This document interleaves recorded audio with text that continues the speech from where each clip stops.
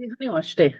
This is Toksa Hour. I am Maggie Ross, and I am live from Porcupine, South Dakota, along the Porcupine Creek where the porcupines roam. We again are joined by our almost going to be maybe soon sidekick, Chaz. Chaz is joining us from the Great Sioux Indian Reservation of Cheyenne River. Hey, is that how they say it? Yeah, home to four of the Lakota bands. We got four of the Yeah, bands here. they'd often call them four bands, right? Four bands Yep. reservation. Yeah, we can only fit one of you guys in Pine Ridge. Can just fit one. Four of us here, Yeah, we get along. We don't get they along for call shit though. So they it's not call like, us Oglala, but we have mini Koju and everybody else over here. yeah, that's right. I think a lot of people think that we're all just that all the bands are here and all that. And they, update everyone. It didn't really my living on their ancestry too, and we're still here. And my grandpa was on the first council, and so I've said this before, but he was white enough to go serve in World War II and Indian enough to be on the first council. So politics is the identity politics has always been played here in the United States, and it's just ongoing. I wanted to say though, yesterday we got news that Denny Sanford died. Did you see that?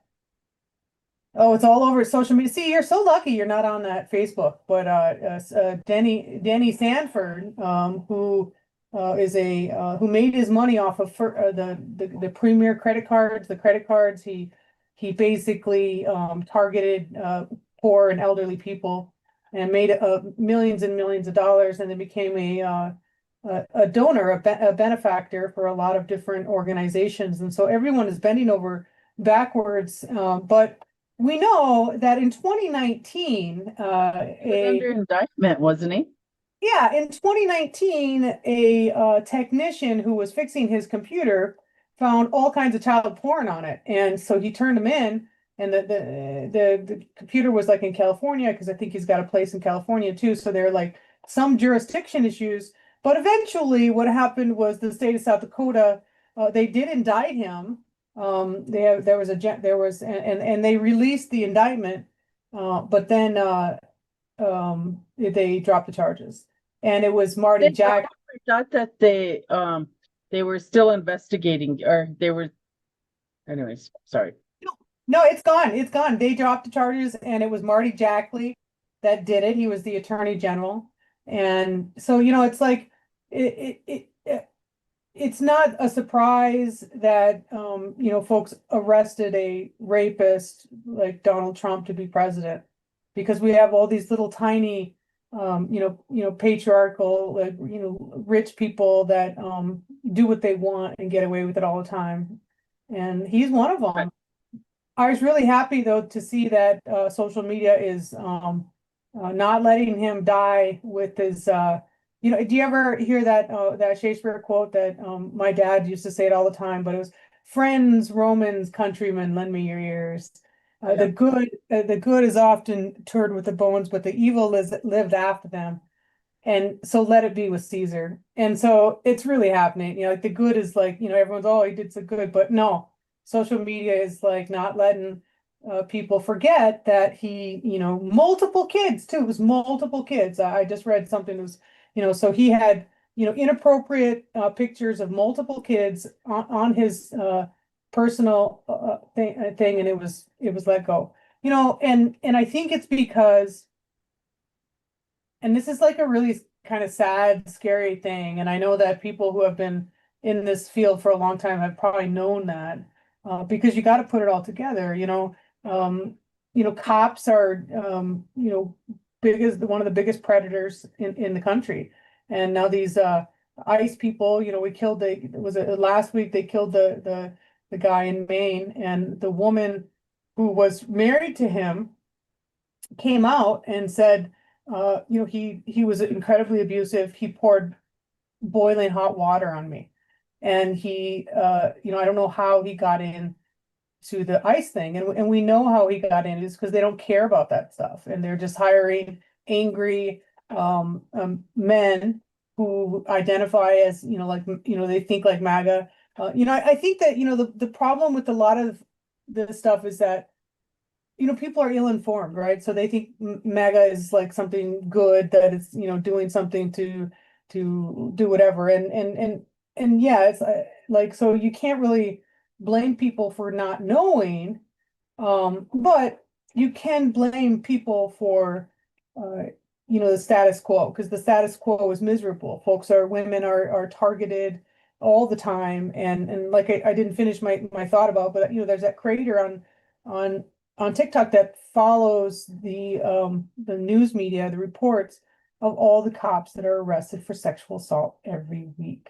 She has a list of like 10 or 12 names every week where we're arresting people. The Border Patrol, they're arrested, hundreds and hundreds of times since they started. ICE, now like they've done all this crazy stuff.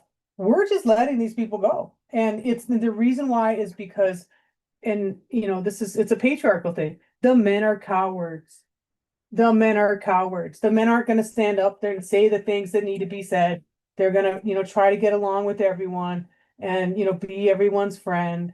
And, and that's with our politicians too, all our men, just try to get along with everyone and don't say when people are doing wrong. We had this case up here with Joe Lafferty, who was like a traditional leader, and the chairman propped him up, gave him a whole a venue to be a leader of the tribe, and let him attack basically all the managers of all the businesses here. And then 6 months later, when Joe Lafferty is doing something that he doesn't like, then he attacks people on council. So he gassed him up here because that's how he wanted to put the traditional people up here, and didn't even probably even explain to him why all of us were offended that he was calling us crooks, all of us managers. And then, a bad thing happened by Joe Lafferty now being a federal probation. He had a case, and he's an elder now, and he's on federal probation. And because I think our chairman couldn't say, hey, no, this is not okay. You can't attack my businesses. These are my businesses. I'm the president of this tribe. This is not an appropriate way to go about things. Rather than our chairman saying that, he gassed this guy up, and he's created all this, ugly stuff within our internal IRA politics. And so that's why I say it's like politics on every level is just full of people unafraid to say the truth. And, people like me who, will say the truth. And, if I'm wrong, I'll say I'm wrong, and I'm okay with that. But, then people like me get marginalized because, we're like can't get along, and there's always, they're picking on people. So there's like, a few people who would like point out the truth, but they do it in such a manner that's demeaning, then people don't listen to them. But they're saying the truth, right? Like the truth is that, our people don't have to be poor. And we are, because we perpetrate the status quo. And the status quo is letting, rich white men have whatever they want. They can have the land, they can have our women's bodies, they can have our children's bodies, and very few people, even speak up about it. I bet we won't get one Lakota man or a leader who speaks out about, um, Denny Sanford, saying, oh, we shouldn't just, love this guy because he was rich. We should acknowledge that he did it. It's just, it's not even just that. It's just like, all over the rape culture, listening to these guys that obviously have their own agenda. They're businessmen. They just want to make money. Did you hear did you see Trump? They asked him about the Iran war, and he said something like, well, look, the weapons manufacturer people are making money. The stock market is doing great. Like that's like the stock market is doing great. We've lost 14 now servicemen in the United States in that Iranian war. we targeted a school of, school children the first day of that. And the only thing he cares about is the stock market. So I think, like when I think about all of that, I think about like Sanford Hospital, and I've been kind of opposed to them for some time because of what they do for healthcare. And so, like most of our tribes were like in this place where we want to partner with them and we want to 638 through them, and they'll come in and they will help us run our facilities, and then eventually they'll turn it over and it'll be us, and blah blah blah blah blah blah blah. Well, for me, I look at those things and I look at how much money Sanford makes off of Indian people. And so whether you're looking at contracts for us getting flown over there for healthcare, or if you're looking at contracts for them to come and provide a service, and then they get the patient numbers and count and all of that, or if you're looking at the $80 million plus that they receive from the federal government to conduct research on the reservations. And so nobody really talks about that. Nobody's talking about, because what you said, he's a rich guy. It's a big hospital. They do a lot of great things. But for who? Because none of that data, none of that research stays housed on our reservations. It's all housed in Sioux Falls or wherever Sanford is housing their records. So we don't even have, our councils, Rosebud, Oglala Sioux Tribe, Cheyenne River, Standing Rock, Flandreau, Santee, Ihonktawan,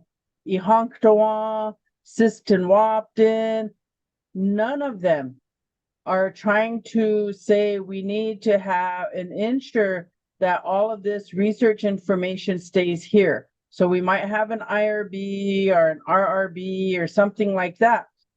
And they may fight for that, but the information doesn't stay here. And so what do they do with it? What do they do with it? And how do they do these things? And they're notorious. They're notorious for not getting adequate patient consent. So this was something that I experienced myself, where a patient was going to have childbirth. And in that process, they said to the patient, do you want the placenta? And the patient said, yes. And then shortly after, just when they're going to deliver the baby or start pushing to have the baby, they said, you have to take a drug test.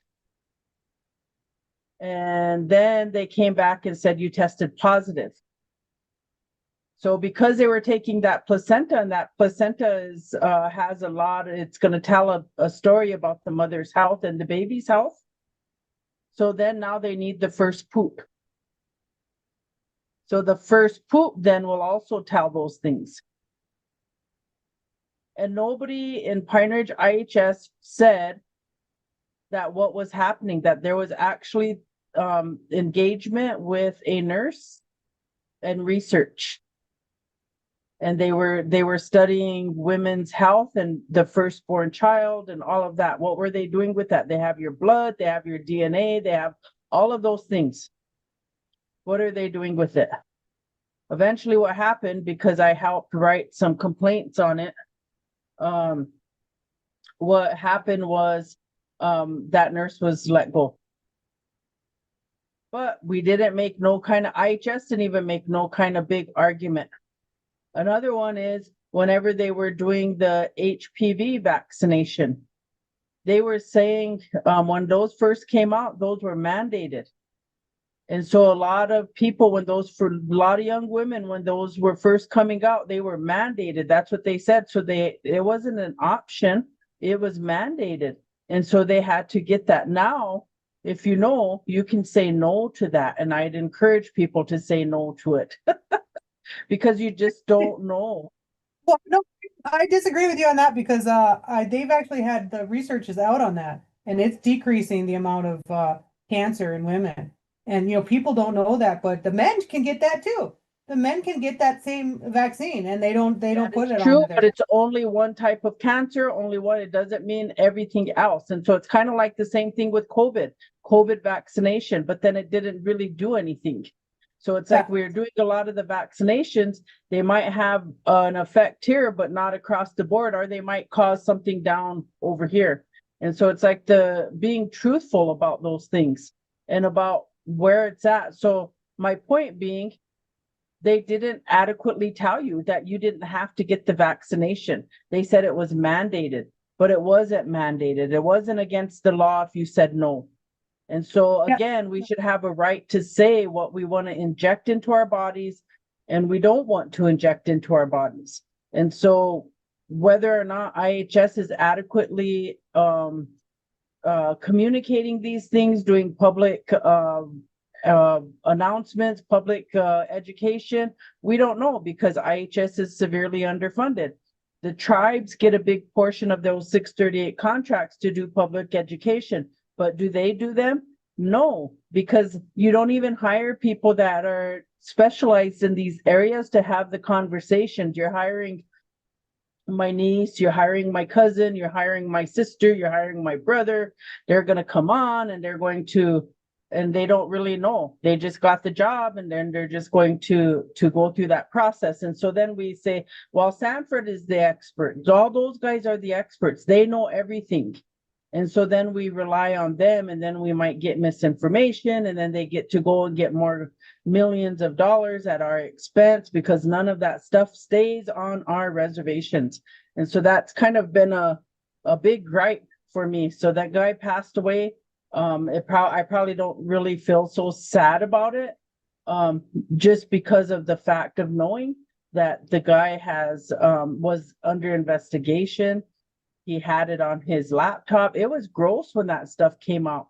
It was gross. But then he's also the richest man in South Dakota, or was the richest man in South Dakota. So he's able to dictate and manipulate the law just like Trump. And even if he was convicted of it, I'm pretty sure that Kristi Noem or Larry Roden or someone would just pardon him because that guy's got money and he has a lot of influence behind him.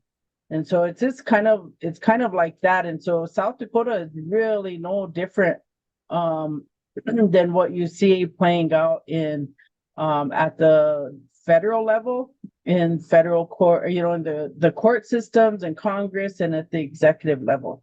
It's all corrupted. it is, and I think that a lot of people are okay with that. That's the thing is that there's a lot of people okay with the status quo.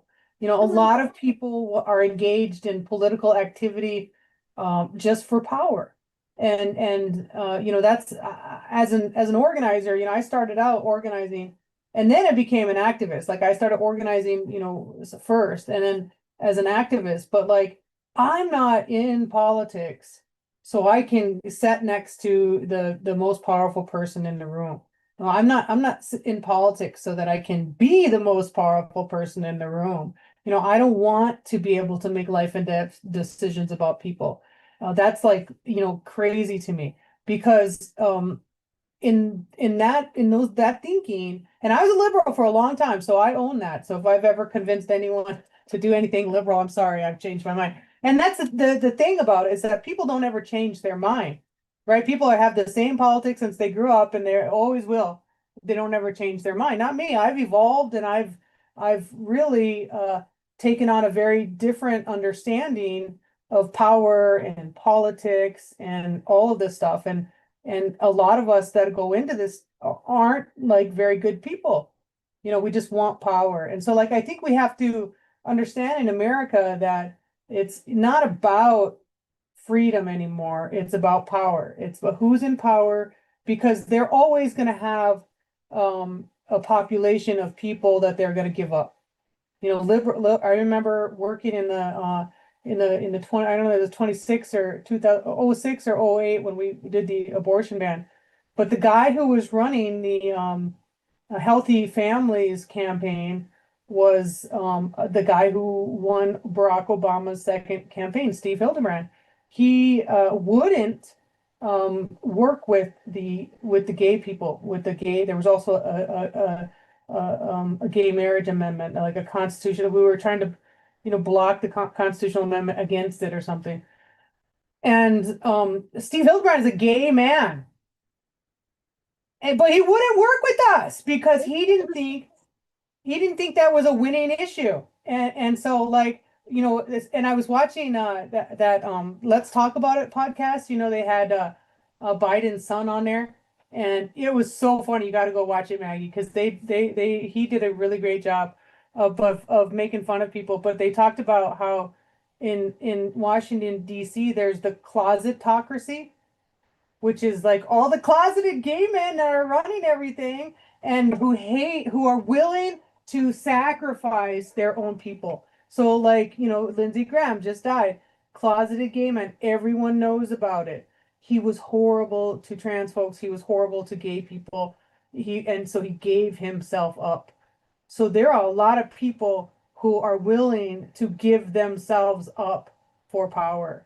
And I was just so disgusted with that, with like Steve. I'm like, you're gay. Like, what? So what's wrong with you? But like he's not one of those gays. That white supremacy creates in us these categories of people, and the rich and the powerful are way up here, and those are the people we want to be. And and those are the people like in academia too, all this of these systems that are status quo, and these systems are based on depravity, right?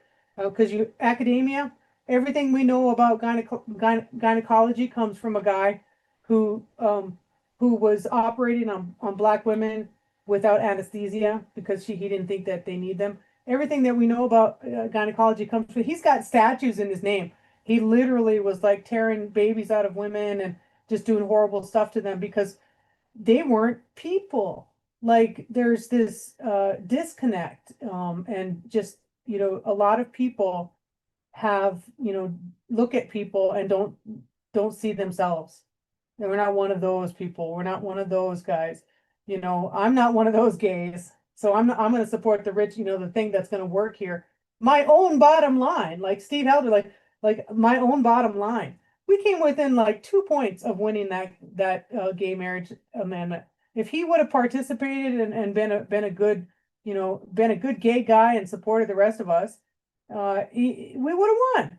But they're selfish and they think about only themselves. And so I think that that's the thing, is that like politics is a place where it's all about power, and it's all about the narrative and the way that they talk about things.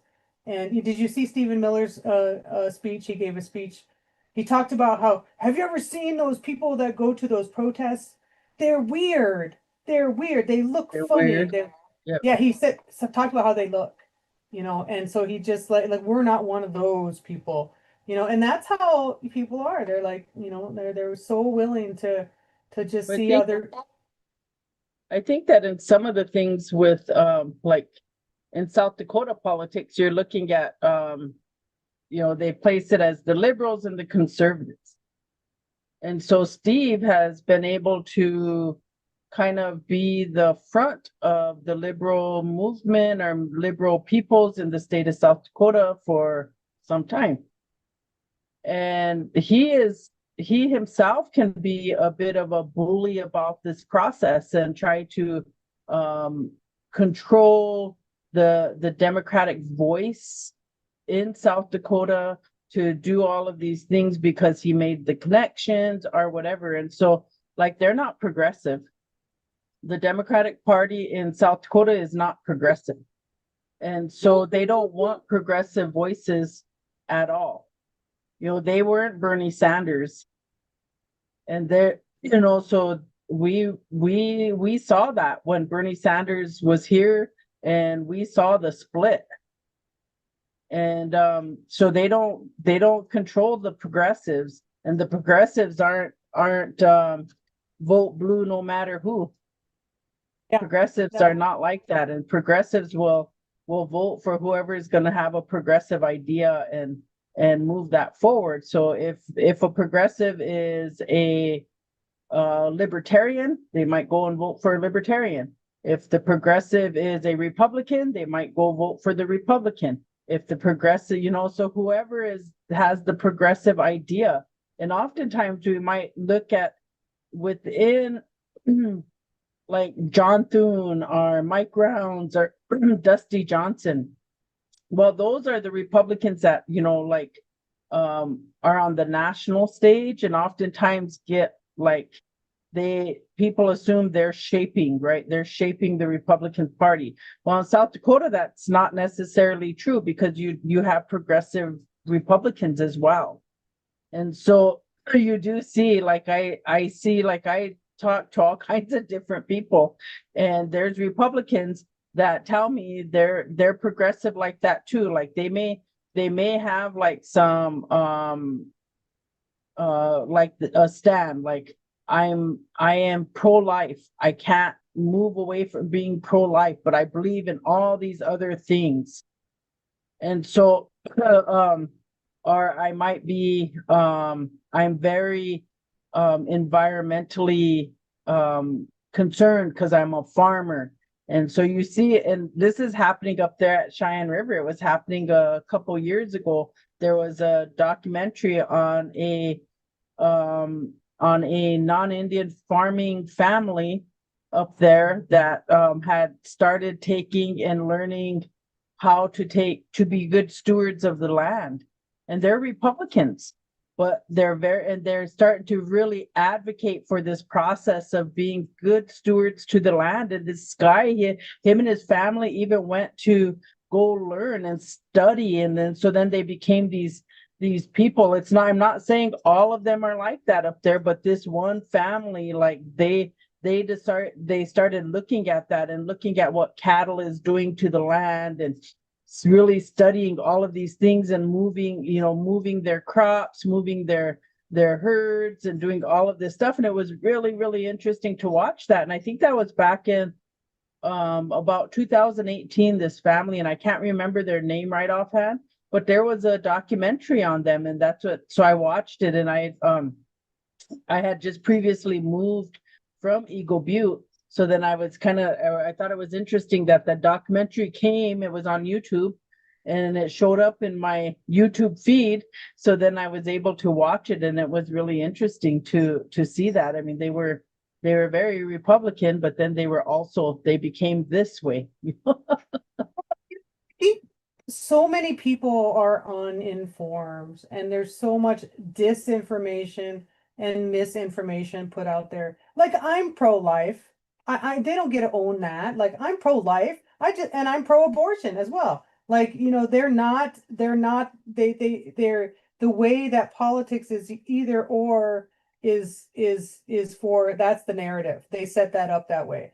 You're either with us or without us. And every standard practice that we have in every field that we have is for capitalism, right?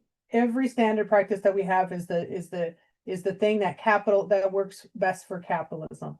And nothing that we do in our everyday life is because is to create a better world. It's just the status quo. The way that the rat race goes is like, it's a rat race. And I think that us as Indigenous people, we've been kind of I mean, I don't want to say cushioned, but we've been allowed to be able to still in some ways, because of the isolations of the reservations, to be able to hold on to our relationship to the land. But I do think that in a lot of us, empathy has been bred out of us.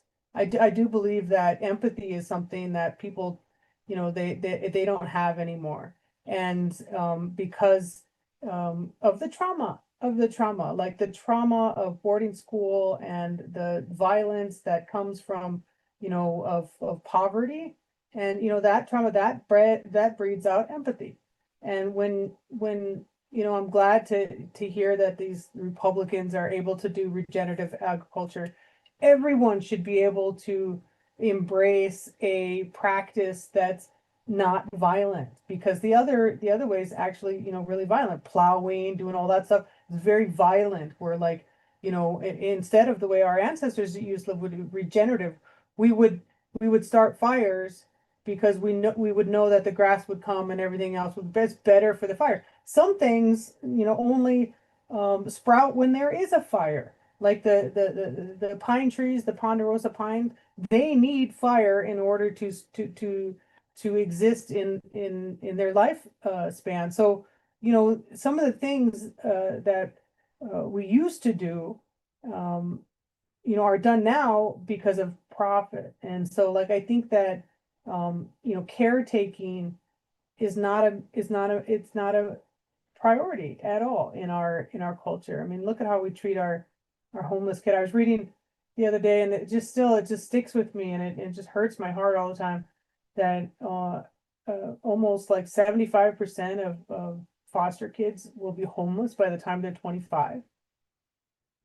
So what are we doing? Why are we taking all these kids out of this place, and then letting them rely on us, and then just letting them go at 18? And because we don't caretake, we don't care, and then we throw them in jail because the foster system is the precursor to jail. The school system is the precursor to jail. It just or work, we're either taught to be good workers, or we're taught to be go to jail. We're not taught to be good human beings. We're not taught how to challenge people. We're not taught how to stand up for ourselves. I was just watching a little thing where there's this teacher, was talking to this little boy, and he was 4 years old, and he said, how old are you? And the boy said, I'm 4. And the teacher said, no, you're 6. You're 6. And the little boy, like, looked, okay, he said, I'm 6. And so, people will do whatever they need to do to survive. And so a lot of what we're doing is surviving. We're not thriving. And I think that religion and capitalism combined, and colonialism, all that, they take all the joy out of life. I believe, like our ancestors did, that we were here, we're just here to be a good relative and have a good time.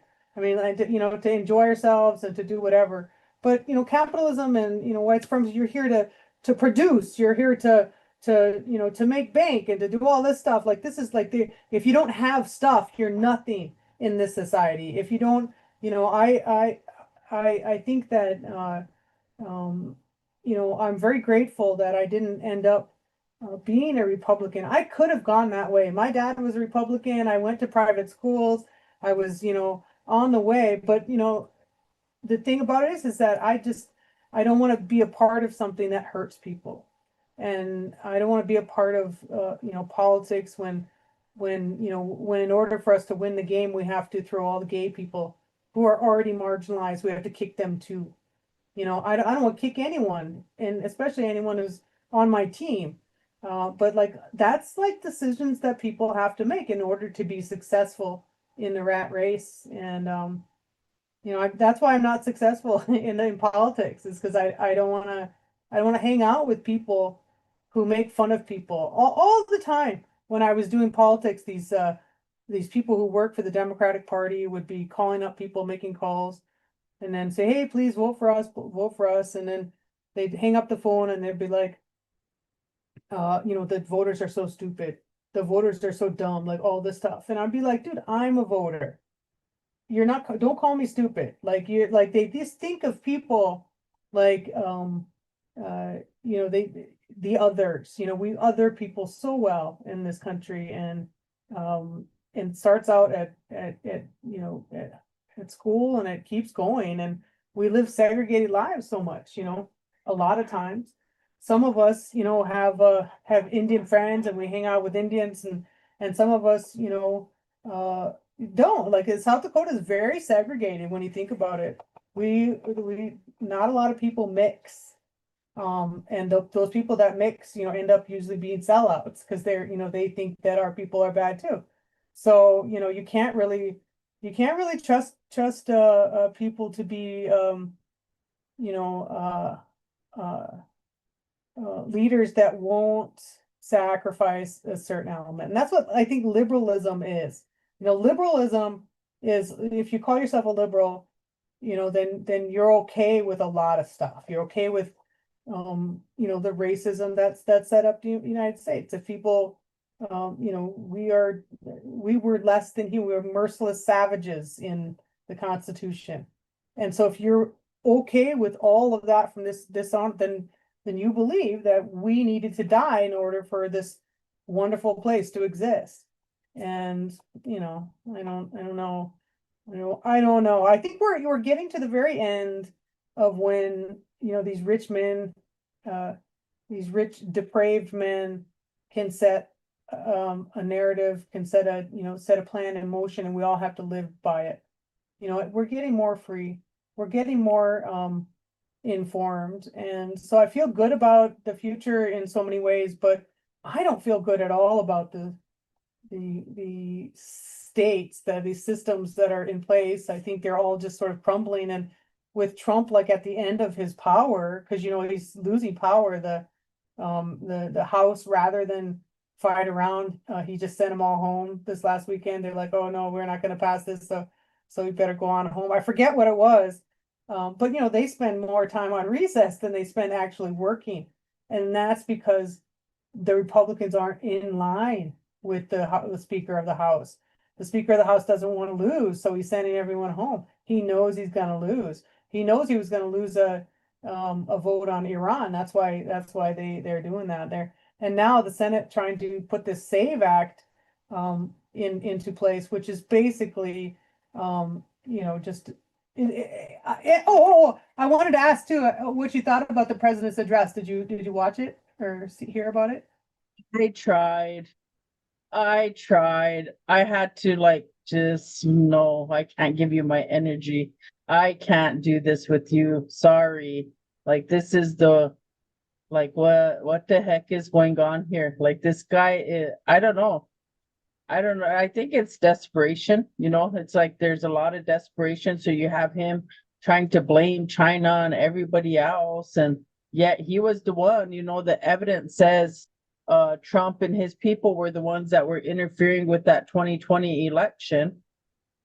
Even his own investigator spokesperson guy on the matter says China did not interfere.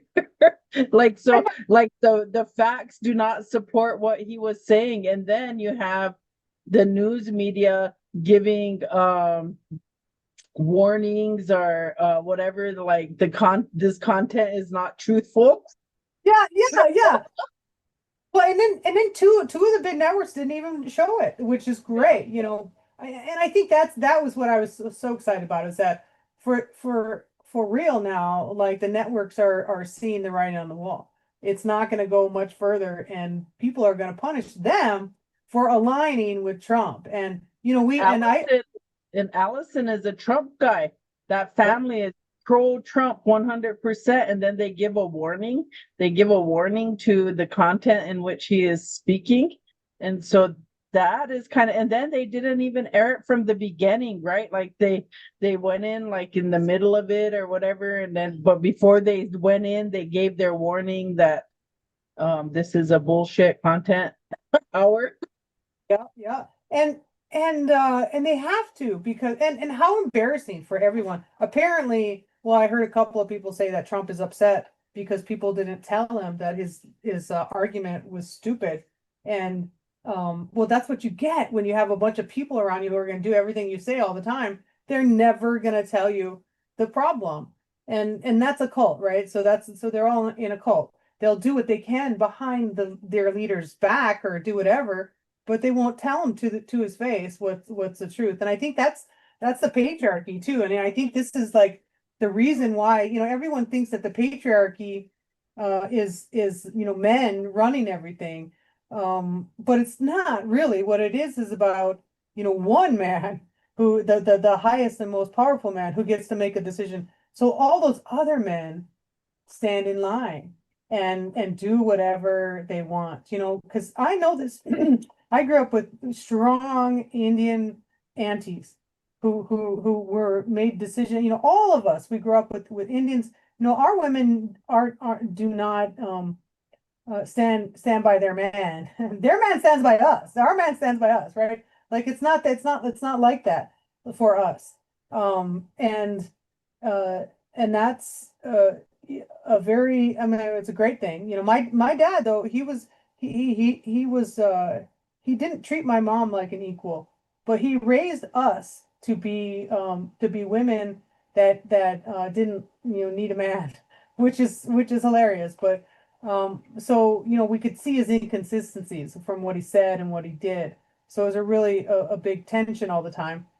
But the patriarchy makes men followers. Like we got to continue on doing this, and they will just continue to walk right over the cliff. And Unless then too, all of it, like so here he is crying ground or misinforming people about China, but never says one word about Israel and APAC and the millions of dollars, hundreds of millions of dollars that were given not only to him, but laid out through every election cycle to not just our federal politicians, but our local state politicians, all of this stuff to build a system that is Israel first and not America first.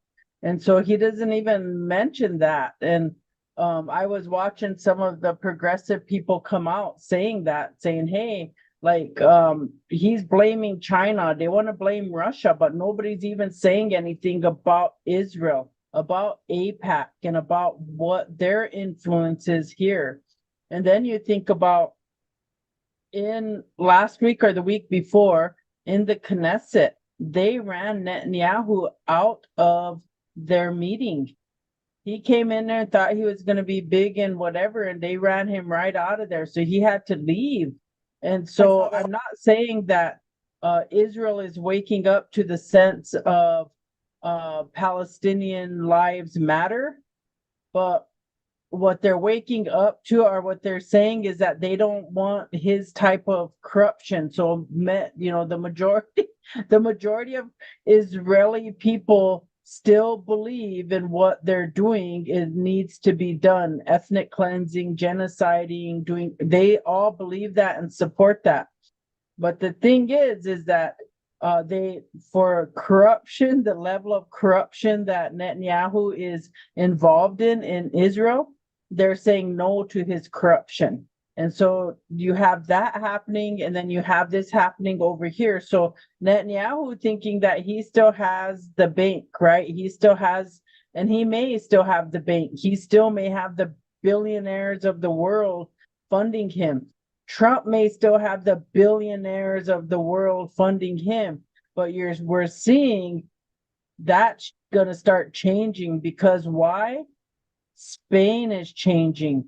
Italy is changing. Those European countries are changing, and they're saying no. And so they have governments that those billionaire classes have to go make deals with to stay billionaires because they need government contracts. They need those things. And so you have these big European countries coming out saying, I don't think so. We're not going to do that anymore. Canada coming out. They're saying, well, we're going to flip this script now. We're going to talk about Palestinian people having a right to live. We're going to talk about what the atrocities happening in Gaza. We're going to talk about those things. And so you see some of that shift. So I was wondering if that was some of what's going on with the Ellison family, because they rely on government funding, not just American government funding. They rely on the whole world. And so if the world is turning and you still want to stand with the United States and Israel, you may be losing some, because didn't they even turn on Elon Musk? Haven't they started turning on and canceling his contracts and doing things like that in the world? Too. And I think one of the things that I was watching that creator Becca Day, I think she said something about it, but in the 90s, they created this trilateral commission, right? Do you know what, have you ever heard about that? It's basically all of the business leaders in all the countries and all the business leaders. And someone said that they had something to do with Epstein. And the reason why they were thinking that Epstein had something to do with starting it, and the reason why is because business owners don't have to be elected. Like they are there forever. They don't have to. You don't invest all your time in making this person your puppet, and then you lose them in 2 years. No, business leaders who are billionaires in all of these different countries can be sold this line of this government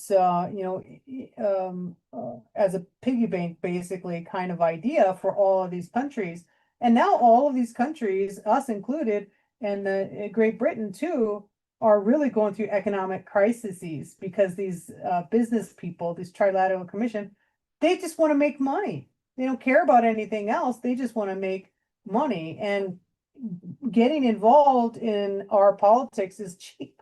And Israel, yes, but here in South Dakota, the first bit of political violence that I ever witnessed in my whole entire life was the campaign between John Thune and Tom Daschle. And outside of his office, the night before the election, he had a mob of khaki wearing, blowtorch holding white people accusing Tom Daschle of stealing votes in South Dakota. A mob, a literal mob. I was scared to death. There was like a whole bunch of people outside of his trapping in all these non-South Dakotan Democrats that the DNC brought in to work for his campaign. And so no one knew about it because all those people weren't from South Dakota. They weren't calling their mom saying, holy shit, there's a bunch of Republicans screaming at us outside. So we didn't know about it. But that was the first little bit of political violence that I ever remember in my life. And that came because we know now John Thune has been supported by Russia, CPAC and the NRA and the Heritage Foundation have been for 30 or 40 years now getting all kinds of money from Russia. So not only is Israel doing whatever the hell that they want, because John Thune has taken almost $500,000 from AIPAC as well. So it's not only Israel, it's Russia. John Thune went to Russia. He's like he's been over there a few times. We had that Russian spy come to our RNC with Dusty Johnson. The money is what they love, and they don't care if it's Russian money or if it's Israeli money. And so I think that I wish we could, we need to get rid of the money in our politics. It's not fair to us as poor people that Russia has more of an in with our president or with our senator than we do. And people aren't willing to talk about this, how this is like, the violence is coming from outside of America. The violence is being funded by Russia. And so John Thune's a traitor. He needs to be arrested. But he arrested. I'm glad this week that they're legitimizing the International Criminal Court. They're trying to get rid of the ICC. And the ICC is what's got a warrant out for Satan Yahoo, and these guys are willing. They are knowing what's going to happen once they this Iranian war. Like they targeted those kids. They targeted those kids to scare the shit out of their dads because their dads were in the military. So they killed those kids on the first day of the war, and that's a war crime. And so Hegseth and all these guys, they all need to be arrested. And will they be arrested? I don't know. I mean, I don't know. I wish, but no one will be. But they're treasonous. That's totally true. Mamdani is doing something, right? He's like saying, he's looking into it. Can they arrest him? And so he's trying to figure that out legally, what he can do. And he probably can't, but it's just keeping the narrative alive, saying, hey, we don't support this. New Yorkers don't support this. And New York has the largest Jewish population in the world. I mean, they have more Jews in New York than they do in Israel. So it's kind of like, and then it's just the billionaire class of the elite, the Zionists, it's the Zionists there in New York that tried to manipulate and try to do all of those things. But I wanted to say our laugh. So the journey of TikTok. So the journey of TikTok and through the genocide of the Palestinian people, we used to get in trouble for saying Netanyahu. So you couldn't say Netanyahu. You couldn't say Israeli Defense Force. And so then we came up with Satanyahu, calling him Satanyahu. And then the IDF then became the Israeli Terrorist Force. So the ITF. And then from there, Sammy, he's one of my friends from Palestine. He's a journalist, and Zaira. He one day, and I would watch these lives that he's telling the news on. So Serdar would have his live, and I would go and listen for the latest news of what was happening in Gaza and learning. And then one day he just changed it from Satan Yahoo to shit and Yahoo.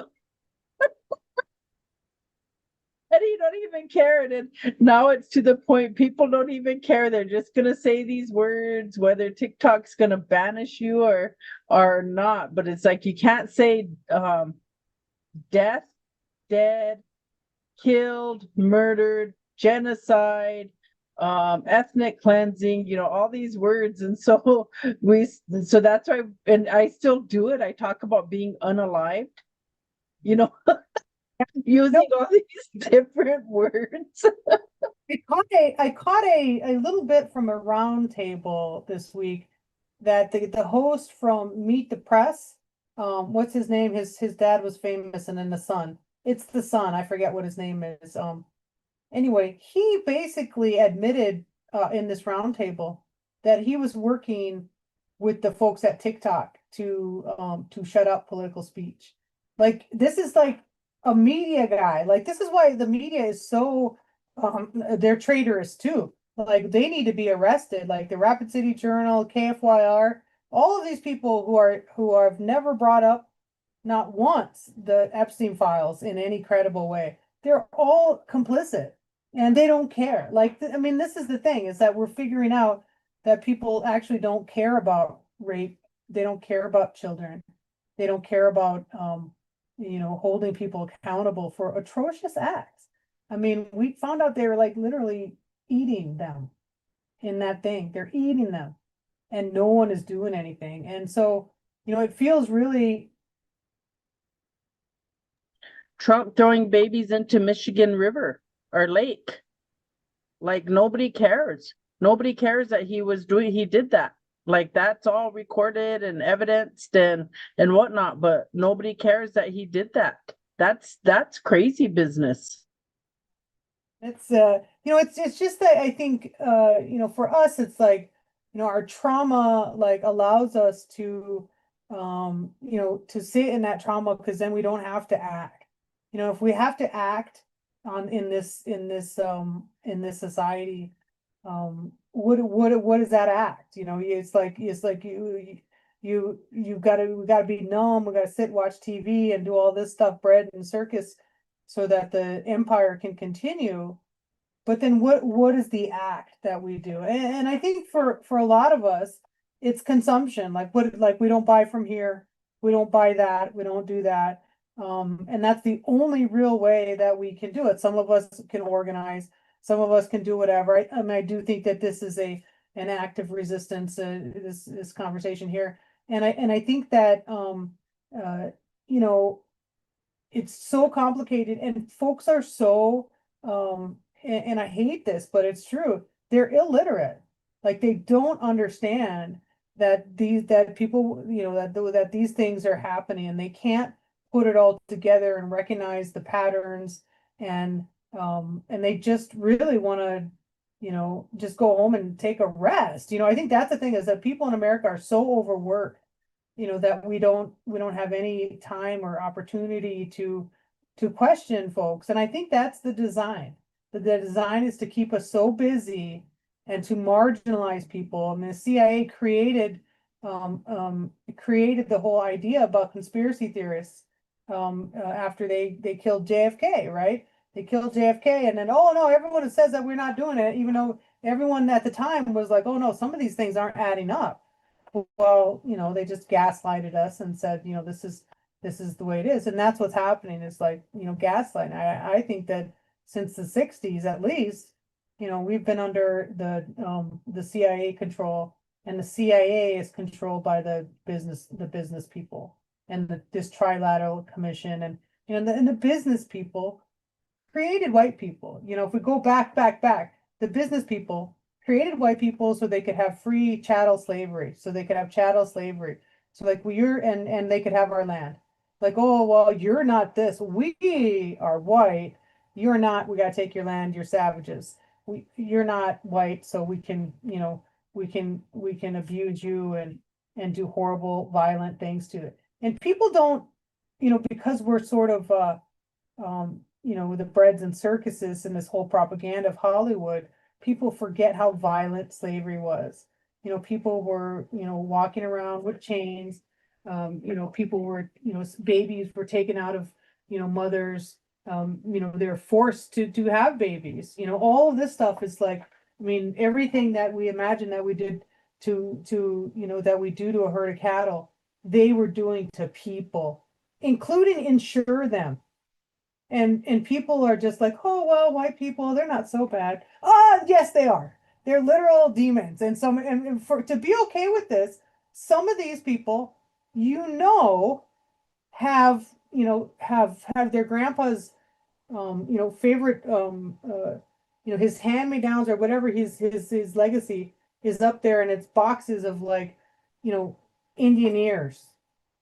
It's like that's what they're holding on. That's their private stuff. I mean, that's how these families are. And this past weekend we had that Fool Soldier reunion. Do you know about the Fool Soldier? The Fool Soldiers? Back during the it's so weird how Indian country, we always are just in the past and in the future too. It's like anyway, but back during the Dakota Wars, there was a crew of Minikoju warriors led by Fool's Crow, who went and some Dakota warriors had kidnapped a woman from a place, and these Minikoju warriors led by Charger and Fool's Crow, these guys, they went on a fool's errand, I guess, whatever. The fools, they were called fool soldiers because everyone else was like, why are you guys doing this? Why are you going to war to save some non-Indians? And they were helping to save probably their friend's kid, because they were friends with the white person or whoever. I don't even know the exact story, but they had it this weekend here. And so even in the middle of all that stuff, our people were willing to go on a rescue mission for a Washichu woman. In the middle of all that, when all these people. So have you watched The Little House on the Prairie yet? It's on Netflix. No, not the remade one. I started watching it. I didn't want to, but I started watching it, and they're actually getting pretty good. They're getting good about the Indians, and they have a lot of Osage people in there, and they talk about the disappearance, and the fact that the Ingalls families, like, literally on Osage land where they're pioneering, and land that wasn't available to be taken. They were colonizing, and made this big old story. But whatever, our four these men sacrificed themselves and their possibly their lives to go save this non-Indian woman, because guess what, we're good relatives, and we'll do things for our relatives that a lot of other people wouldn't. And I feel like it was a humble, very brave sort of act.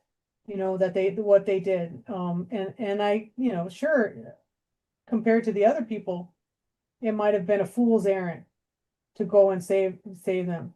But I think that at the time, it might have needed to happen to humanize us a little bit. Oh, we can be heroes too, and we were.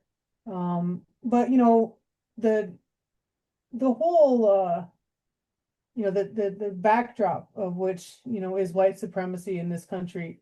And then I wanted to mention too that you mentioned Gaza, but also they're freaking destroying Lebanon too. They're I think they're going to do a genocide in Lebanon too. I think that's the goal, and I think no one is going to stop them. They're just continuously being able to do what they want because we support that. I think And Iran is going to stop them. Iran will do it. That's I what I hope think. I hope I so. think that because there's so many of those other countries, the European countries that are now aligning with Iran, and they think Yeah. that the United States and Israel are foolish. And Yeah. so I think that that's going to be some of the things that happen. Um, in the end, it's horrible that we're experiencing all of these. I mean, you have the UAE, genociding African countries. You have over cobalt and mining materials. You have a lot of that stuff happening. And so it's just really sickening the level of capitalistic and Zionistic belief systems that are rooted, that says that this is what we need to be doing. And so people will say, like, blame, like this was me foolishly in the very beginning, thinking that the Middle East, most of those countries were together, that they would band together. And so when they had this meeting about October 7th and what was happening to the Palestinian people, and then the Palestinians themselves are telling me, they're not going to do anything. Jordan, Egypt, those guys are not going to do anything. And UAE, and they just they didn't no mind to that. That's just to look good or whatever. And so then now we know, okay, now I know that Jordan is in bed with Israel, that the UAE is in bed, Kuwait is in bed. They're all in bed with Israel. Egypt, kind of, but not so much. Turkey, kind of, but not so much. It's kind of like all of these things, they benefit. And so, like, people would say that the Middle East is like their threat is Islam, is Islam. While those guys are Islam, they're Muslim, but they're not, they're the love for the Palestinian people, not so much. They don't probably even love other people. They just are, because they are governments and they have the same thing where they benefit from claiming to be something, religious, to be moral, to be these things. They benefit from that. But in all actuality, they are deeply ingrained and involved in the corruption of raping Mother Earth and disrespecting life, humanity, all of those things. So there's this whole thing, that's happening. And so the Palestinians are still suffering. And we see that happening in Lebanon now. And I look at that and I don't mean to be disrespectful to the Lebanese people or anything like that, but then I say, Gaza, this is still happening in Gaza. Gaza is living in concrete dust. Gaza is living in shattered tents. Gaza, the children of Gaza are walking with no shoes on this concrete. It's, all of these different things happening to the people of Gaza. And so I know that's happening in Lebanon. I know that's happening, but then you just have, like, the only true partners it appeared for the people, or the Palestinian people, were the Yemenis. Yemen has really went to battle to free Palestine. The Houthis have really done things, so and then Iran trying to help.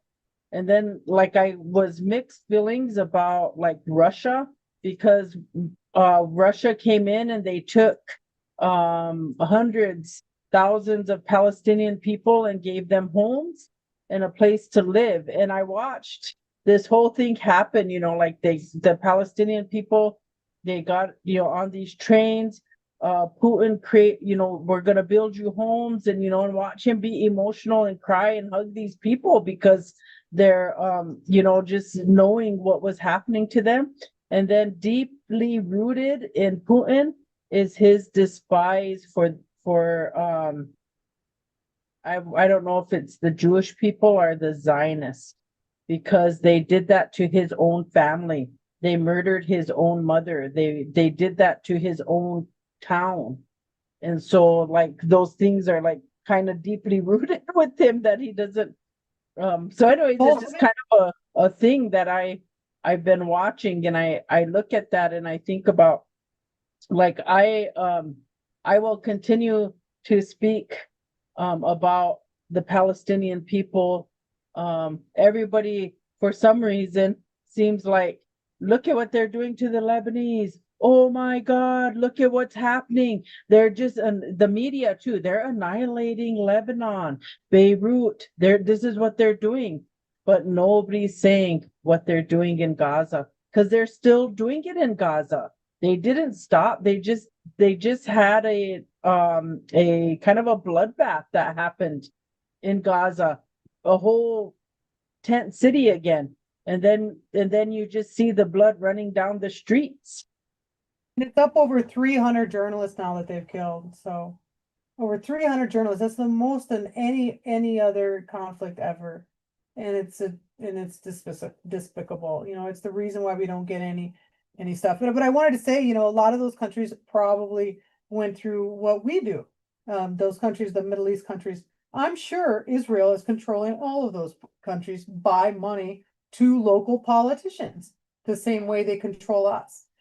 So, I want us to separate, which is what we have to do a lot of time here in America, is ourselves from the government, and for those people too, because I would imagine that most of the Muslim people in the Middle East care for the Palestinian people like relatives.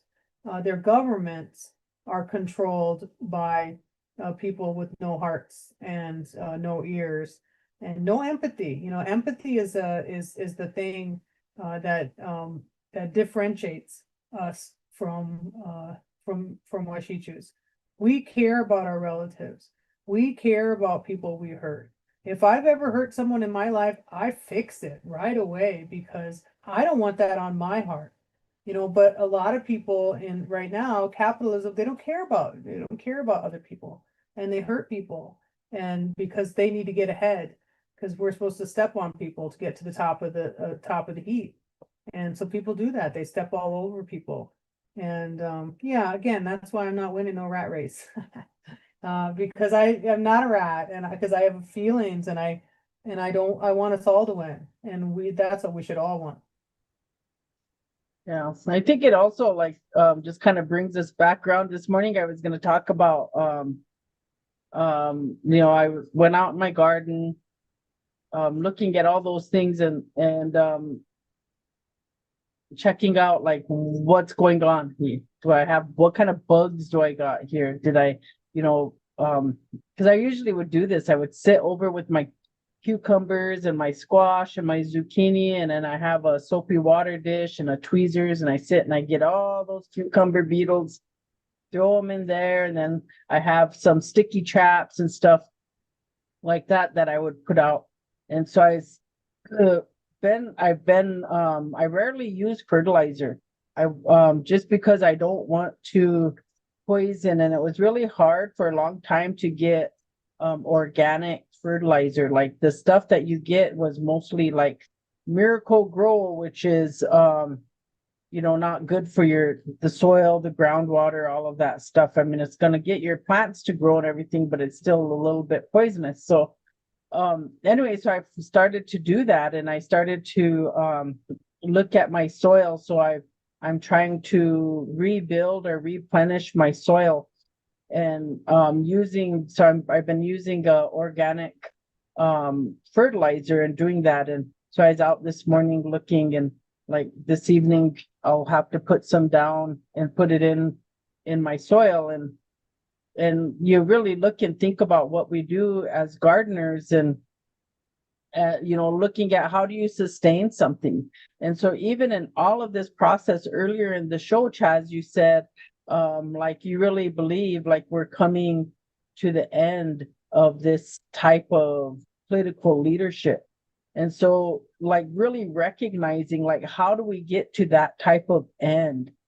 It means that somebody somewhere was taking care of the soil, was doing something to make sure that we're nourishing and we're understanding like what is truth, what is perception, what is propaganda, what are these things, and to say, hey, we need you to think. Like you should think for yourself. Like we're not trying to, especially here at Toksa Hour, we're not trying to tell you how to think, but we would just sure like you to think about things on your own. And then also like you were talking about the process of capitalism and how, it breaks our ears, and, we lose our empathy, and we, all of these things that happen. And I also think that in the crux of all of that is we forgot to listen. We don't know how to listen. And so we don't listen to hear, we listen to react and to respond. And so there's a big difference in that.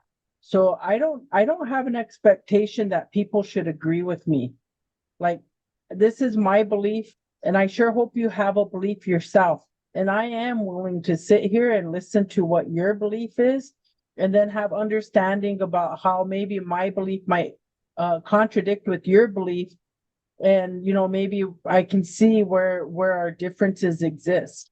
And so I've spent a lot of time on myself being able to do that, because I used to be a fighter, man. Nope, my way.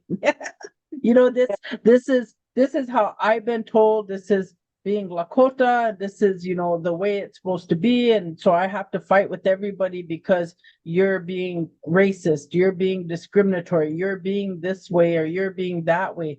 And so it's taken me a long time to be able to like just try to listen through it and the expectation.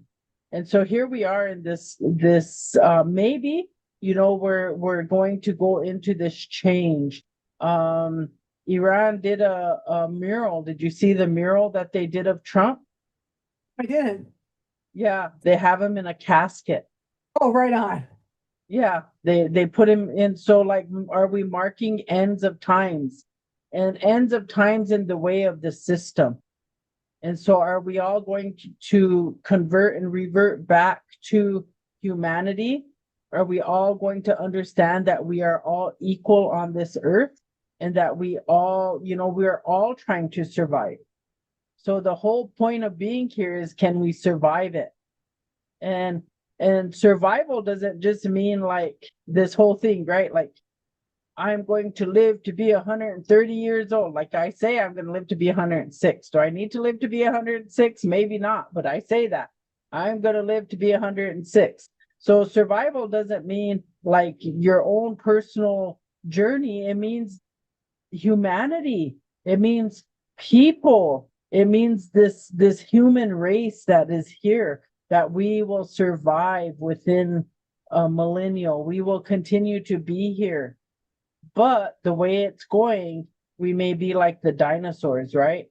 And we may cause Earth to have another great shaking, and then start all over again. And it's kind of even in our Lakota stories, right? Like it talks about how animals, how our relatives on Earth, other than human beings, saw that the humans were the cause.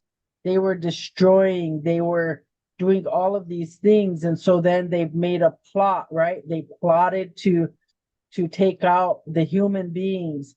And so then the plants listened to them talking, and then they said to the human beings, This is what we're doing. This is what they're planning to do. They're going to off you guys. And so what we're going to do is we're going to give you this medicine because they're going to create disease, and that disease is going to destroy you. And so we're going to give you this medicine. So we're going to teach you how to do this medicine. And so kind of working through that. And it's what's kind of happening right now. So what is happening where, you know, we're probably at this place where somebody either is going to come along and help us out, or we're going to no longer be on this earth because we are making it inhabitable.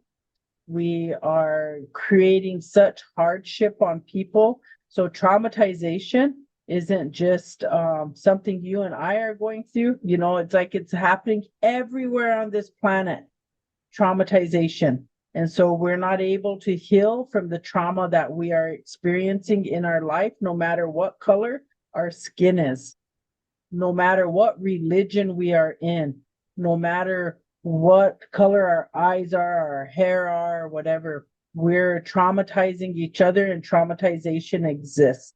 And so I just wanted to add that. And then this other thing to trauma that you talked about earlier, Chaz, Blahitia. If you go back into Toksa Hour's archives or whatever, you'll find an episode with Jace Pratt. And he's talking about Blahitia and where like that comes from. So Blahitia, we say stand strong. You know, you got to get ready, got to get prepared. You have to be strong. And so when we're saying that, you have to tighten up so that you don't feel it, so you can withstand it. And so we're in that place for so long that we have to learn to let it go. We don't have to stand in this defense anymore. We don't have to be like that. And so because we're like that, that hardness, that loss of compassion, that loss of humility, because we're still in this place, being strong, standing so that we can survive it. And so we have to like breathe, and we have to kind of let that go because we can't survive in that mode. Good, I appreciate that. And while you're just to very quickly to add on to what you said about that story about the plants, I was reading an article the other day about a research they did where a guy hooked up a plant to the lie detector, and he thought about hurting the plant, and the planet felt it, and the thing went up and down. So the plants know, Creator gave us everything we needed here. We don't need nothing from the store. We don't need nothing from the store. We don't need no money. We don't need none of that. We don't need none of that because Creator gave it all to us. And that's the big lie, is that we need stuff. We don't need stuff. We need each other, and we need you know, when we need love, and that's it. You know, we don't need anything. So I appreciate that. We're almost done here. You know, it's like, gee, all kind of tied up together, threaded together in a good way. And I like that story though. Can you tell me where you found that myth, that story? Is that somewhere I could read yeah, it? it should let's see, I try to think of some authors that might um talk about it, but I learned about it in school. Like from my uh one of my grandmas, Cordelia Attackin, told the story. Um let's see, on Keeley years ago, Johnson Holy Rock and Oliver, what it was, Oliver Red Cloud were on, and they talked about that story. So you hear it, I've heard it multiple times throughout my life, and I think there might be a written, I think something like Joseph Marshall might have kind of made a story out of it too, or something. Like so there are places, I'll look, and then I'll let you know like who or where I've known that story to be. I love that because you know, it's things that I've felt my whole life that can confirm. Like science is now confirming our ideology, our life ways. Science is confirming everything that our ancestors taught us. And that makes it even more reason for us to go back to our original instructions, right? To be good relatives, to tell the truth, to be honest, to be courageous, all those things that those things have withstood the test of time, and now their science has proven it. Yeah, it's all good. All right. Well, thank you, Chaz, for joining us, and looking forward to next week as we embark on other stories of as the world turns in 1 week's time. We had like you said earlier, Lindsey Graham kicking the bucket, and then there's no boohoo over him either. There's no boohoo over Sanford passing. And maybe we'll be hearing something soon about Mitch McConnell. All the dinosaurs are going. Trump, like what the hell? How is that guy still hanging in there? Maybe Diaper Don will I better quit. I shouldn't. Yeah. Okay, see you next week. Yeah, Doksha.